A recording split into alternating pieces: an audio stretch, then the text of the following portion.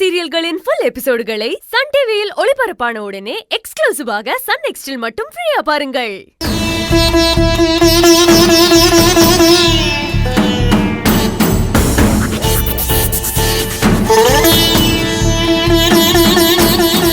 என்ன மலர், தற்கொலை பண்ணிக்கிற அளவுக்கா போயிட்டாங்க?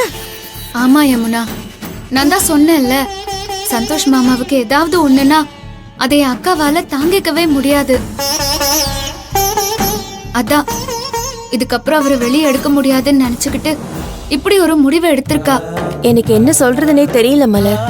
அர்ஜுனை வெளியில கொண்டு வந்ததுக்கு அப்புறம் எப்படியாவது முயற்சி பண்ணி சந்தோஷையும் வெளியில கொண்டு வந்துடணும்னு நானும் முயற்சி பண்ணிக்கிட்டு இருக்கேன்.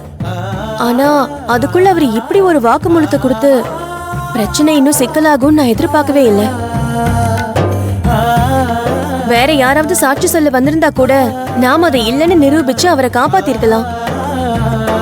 ஆனா அவரே கொலை பண்ணன்னு ஒத்துக்கிட்டதுனாலதான் எந்தவித சந்தேகமும் இல்லாம ஜட்ஜி அவரை ரிமாண்ட் பண்ணிட்டாரு. யமுனா, இப்போ முடிஞ்சதே திரும்ப திரும்ப பேசி எதுவும் மாற போறதில்ல. இதுக்கப்புறம் சந்தோஷை எப்படி வெளியே கொண்டு வர முடியும்னு மட்டும் பார்க்கலாம்.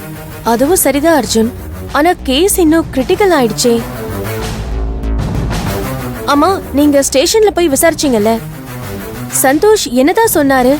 அவர் எதுவுமே பேசல யமுனா, அதுதான் எங்களுக்கு ரொம்ப சந்தேகமா இருக்கு.